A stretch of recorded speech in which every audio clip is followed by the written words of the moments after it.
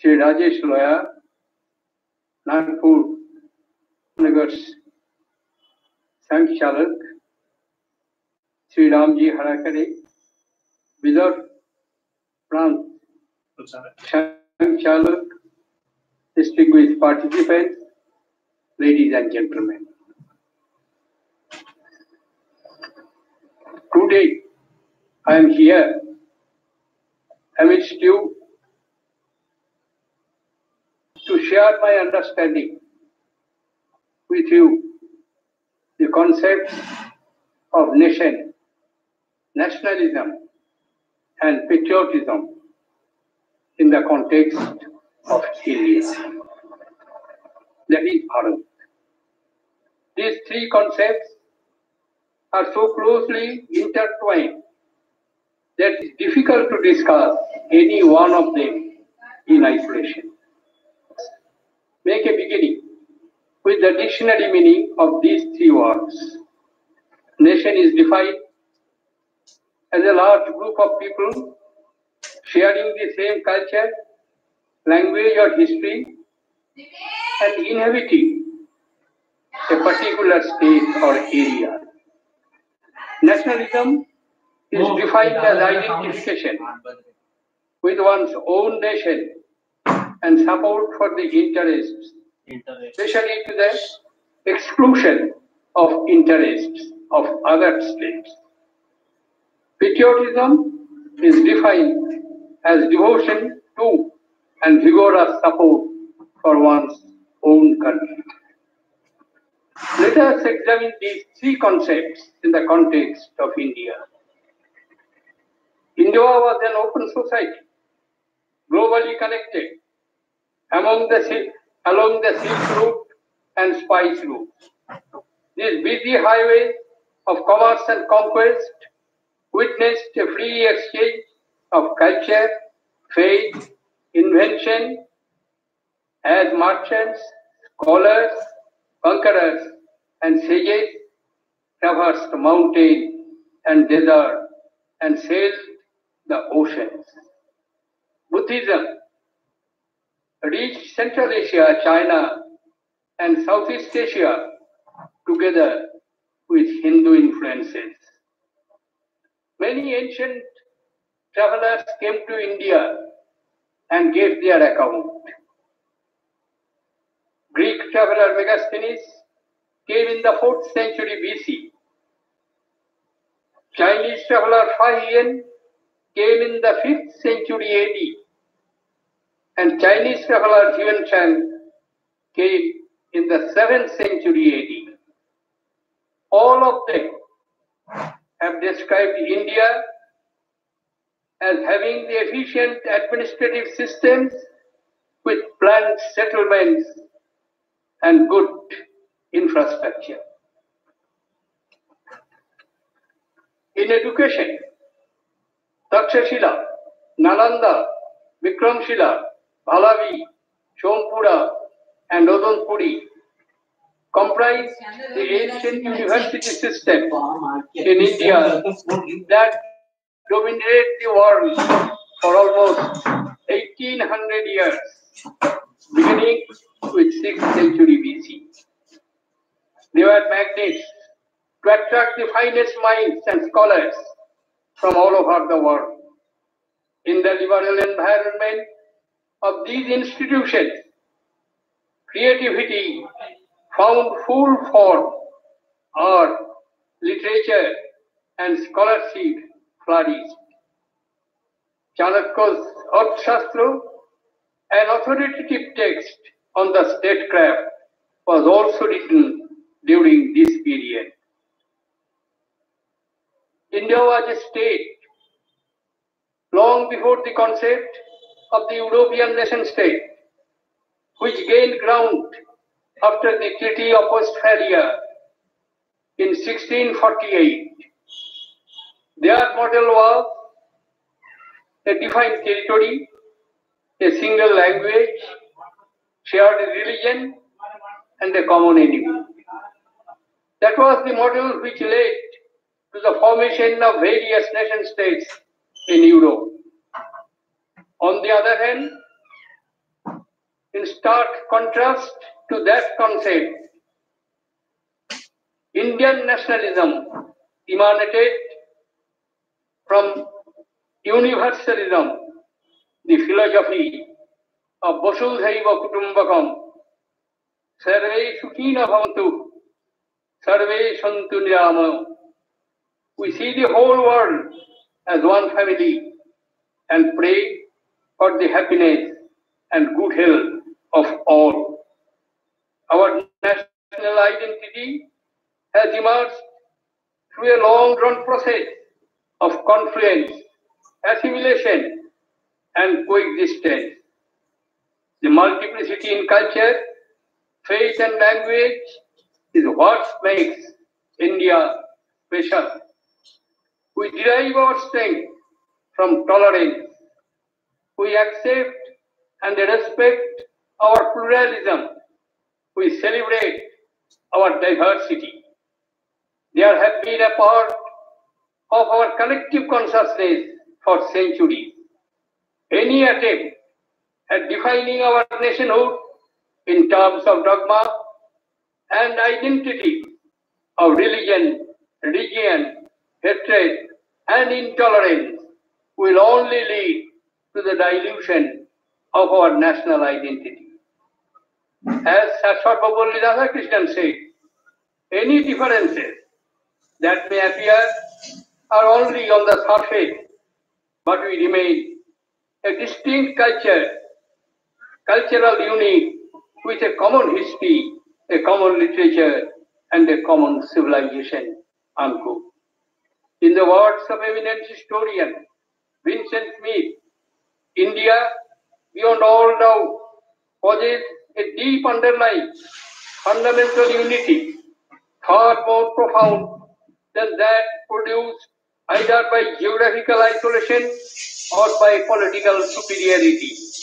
That unity transcends the innumerable diversities of blood, color, language, race, manners, and sex. If we have a quick look at the history, the emergence of Indian state can be traced back to the days of Mahajanapadus in the 6th century BC. In the 4th century BC, Chandragupta Maurya established a powerful empire in the northwest and northern part of India. Emperor Ashoka was the most illustrious king of this dynasty, whose reign has been described as the brightest interlude in the troubled history of mankind. It was he who, at the height of victory, converted the sounds of very hoarse war drum into the sounds of Dhamma sound of the drum preaching peace, fraternity, and love. After Maurya dynasty, again India was broken into small kingdoms, spreading all over the area. Then came the Gupta dynasty, around 3rd century AD. Many dynasties and Gupta dynasty collapsed in 550 AD. Many dynasties, powerful kingdoms, ruled India in northern and southern part. The 12th century AD, after losing the battle at Tarain, Delhi was captured by the Muslim invaders. The next 600 years were the Muslim rule, and which was finally taken over by a mercantile company, East India Company, winning the battle at Plassey in 1757, and thereafter, with the success in 3 battles of Arcot, a mercantile company, East India Company captured a large part of territory in eastern India and southern India. Besides, big chunk of the West India, the British Emperor received as a gift, marriage gift, which was also annexed to the administration of East India Company. East India Company, for the facilitating a centralized modern administrative structure, established the institution of the Governor General, located at Fort William in Calcutta in 1774, and two other governors, one at Madras and another at Bombay. However, after the First War of Independence, in 1857, through a proclamation of the Queen, the administration of this vast land was transferred to the British sovereign, and an institution was created in the British cabinet system, which was known for the Secretary of State. However, a particular point is to be kept in mind. Throughout the period of 2,500 years of changing political fortunes and conquests, the 5,000-year-old civilizational continuity remained unbroken. In fact, each conqueror and each foreign element had been absorbed to form a new synthesis and unity. Poet Rabindranath Tagore very beautifully and magnificently described. I am quoting two lines and I am saying it in Bengali, and thereafter I will translate in English. Keho nahi jane, karao bhane, koto manusher dhara, durbar srote, elo kotha hote, সমুদ্রে হলো হারা. No one knows at whose beckoning call how many streams of humanity came in indomitable waves from all over the world, over the millennia, and mingled like rivers into the vast ocean and created an individual soul that is called Bharat. Distinguished participants, the concept of modern Indian states were articulated by various scholars, philosophers, thinkers, and political leaders. From the platform of Indian National Congress, Sir Surendranath Banerjee, in his presidential address in 1895, and in his autobiography, which is known as A Nation in the Making, conceptualized the Indian nationalism.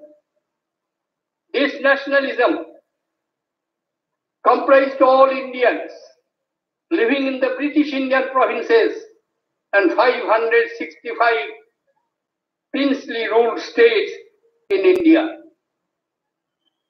When Bal Gangadhar Tilak, a great patriot, gave voice to the phrase coined by Barrister Joseph Baptista, Swaraj is my birthright and I shall have it. He referred to Swaraj for the people of whole India, encompassing various castes, creeds, religions spread across British India and princely states. This nation and nationalism was not bound by language, religion, or race. As Gandhiji explained, Indian nationalism was not exclusive, nor aggressive, nor destructive.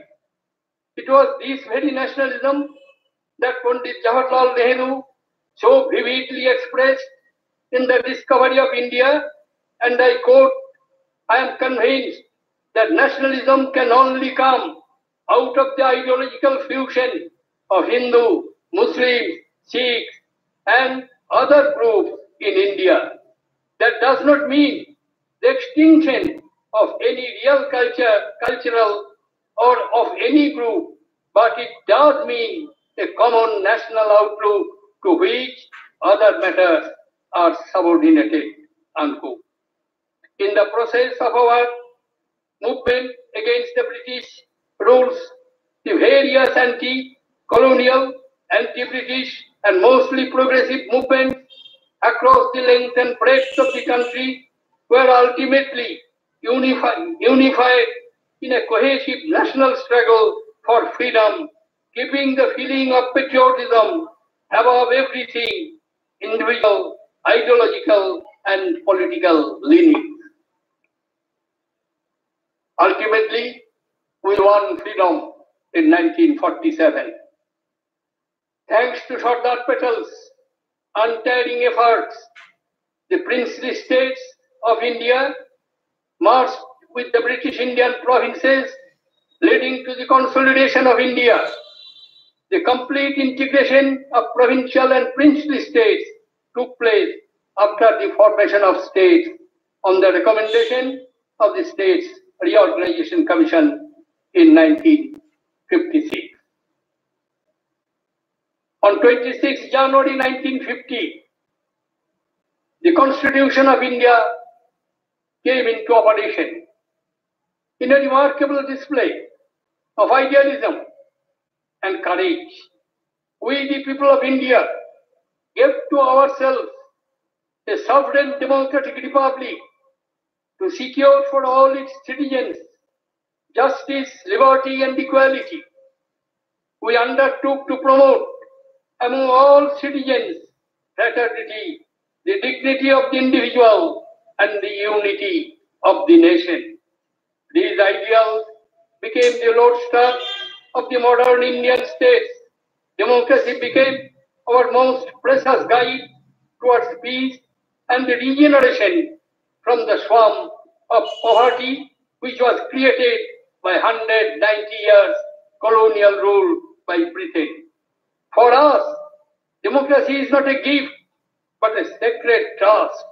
The Indian Constitution, consisting of 395 articles and 12 schedules, is not an instrument for administration, a legal document, but a Magna Carta of socio-economic transformation of the country. It represents the hopes and aspirations of billions plus people in India. From our Constitution flows our nationalism. The construct of Indian nationalism is constitutional patriotism, which consists of an appreciation of our inherited and shared diversity, a readiness to enact one's citizenship at different levels, an ability to self-correct and learn from others. Distinguished guests, friends, I want to share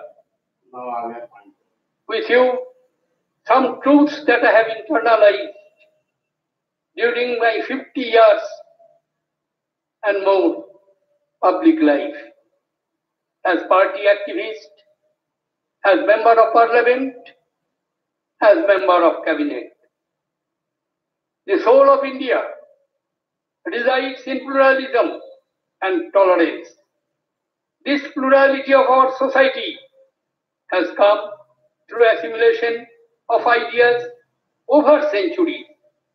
Secularism and inclusion are a matter of faith for us. It is our composite culture which makes us into a nation. India's nationhood is not one language, one religion, one entity. When I shut my eyes and dream of India, from Mizoram to Dwarka, from snow-capped Himalayan to Everest, was kept commoning. I mesmerized how it is possible 1.3 billion people use more than 122 languages and 1600 dialects in their everyday life, practice 7 major religions in their everyday life, belong to 3 major ethnic groups, Caucasians, Dravidians, and Mongolites. Yet, under one system, one flag, one constitution, and one identity, which we may call Bharatiya Indian. But we do not identify any enemy. That is, makes Bharat diverse and united nation.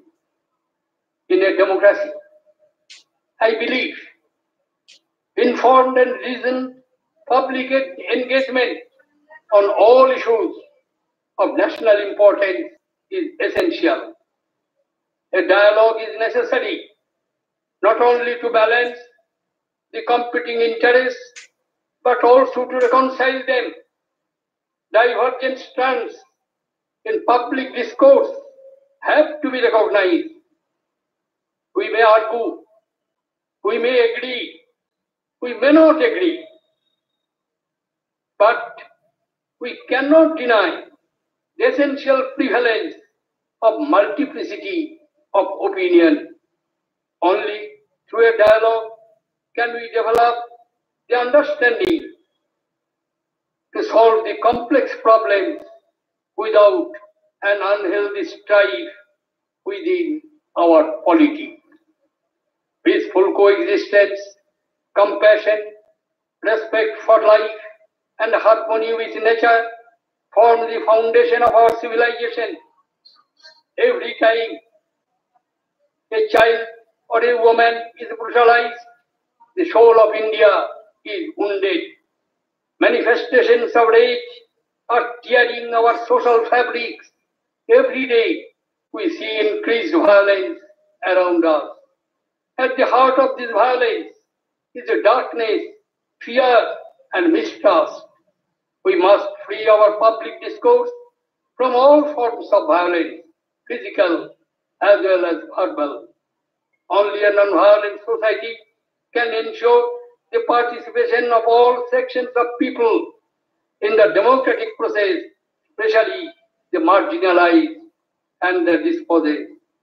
We must move from anger, violence, and conflict to peace, harmony, and happiness.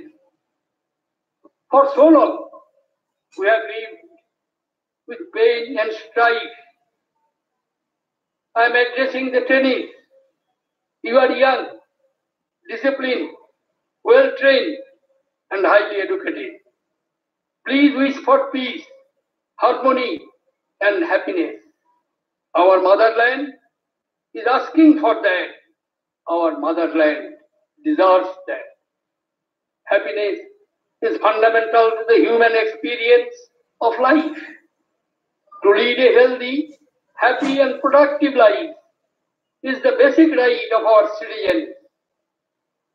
While we have done well in many macroeconomic areas, growth indicators show how India is emerging as the fastest growing state in emerging economies all over the world. But we have not fared well in the World Happiness Index. We rank 133rd out of 156 countries mapped in the World Happiness Report 2018. When we go to Parliament, just above the lift at gate number 6, there is a slope inscribed in Sanskrit. Slope is from Kautilya. प्रजा सुखे सुखं राजो प्रजानं च हिते हितं नग्म प्रियं हितं राजो प्रजानं तु प्रियं हितं. In the happiness of the people lies the happiness of the king. Their welfare is his welfare. He shall not consider as good only that which pleases him, but treat as beneficial to him whatever causes happiness to people. Kautilya placed people at the center long before the formulation of the modern democratic government by the people, of the people, for the people. The aim of the state should be to galvanize the people to fight a concerted war against poverty, disease, and deprivation, and to convert our economic growth into real development. Let the objective of spreading peace, harmony, and happiness inform the formulation of our public policy and guide all the actions of our state and citizens in their everyday life. These and these only will be able to create a happy nation where nationalism flows uninterruptedly, automatically. Satsang Chalok Mohan Bhagwat ji, I beg your pardon as I have exceeded my time, which you were expecting me to speak for. Dhanabad. Thank you. Jai Hind. Vande Mataram.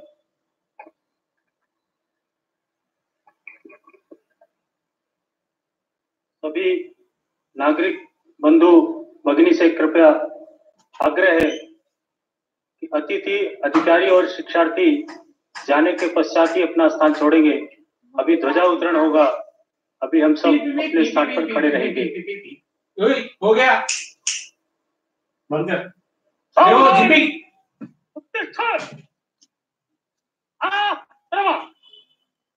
संघ दक्षा